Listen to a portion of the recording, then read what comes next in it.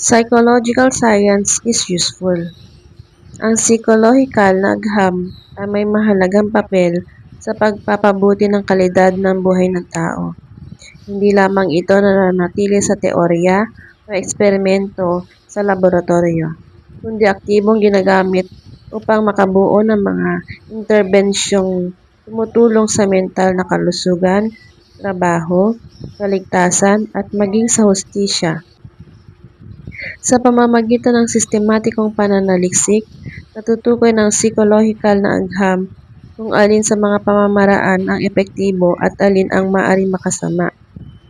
Isa sa pinakamalinaw na halimbawa ng pagiging kapaki-pakinabang ng psikolohikal na agham ay sa larangan ng mental health treatment.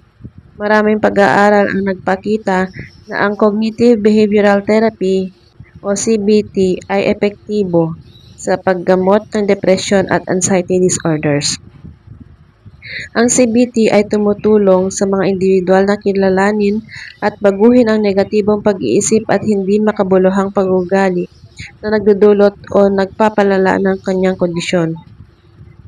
Dahil sa ebidensyang siyentipiko, may nagiging tiyak ng mga profesional na kalusugang nagpangkaisipan sa pagpili ng terapiyang may positibong resulta.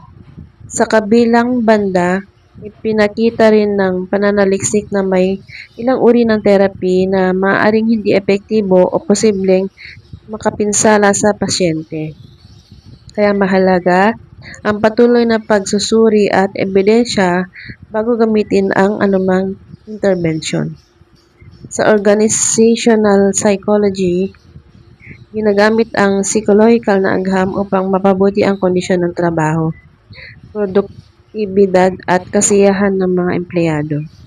Pinapakita ng mga pag-aaral ng tamang disenyo ng trabaho, epektibong pamumuno at wastong motibasyon at may malaking epekto sa performance ng mga manggagawa.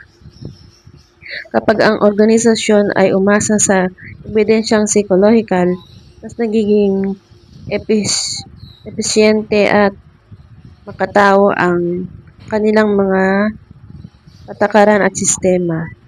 Malaki rin ang kontribusyon ng psikolohikal na agham sa human factor psychology na nakatuon sa pagdidisenyo ng mga produkto at sistema na angkop sa kakayahan at limitasyon ng tao. Isang mahalagang halimbawa nito ang muling pagdisenyo ng cockpit controls ng mga eroplano.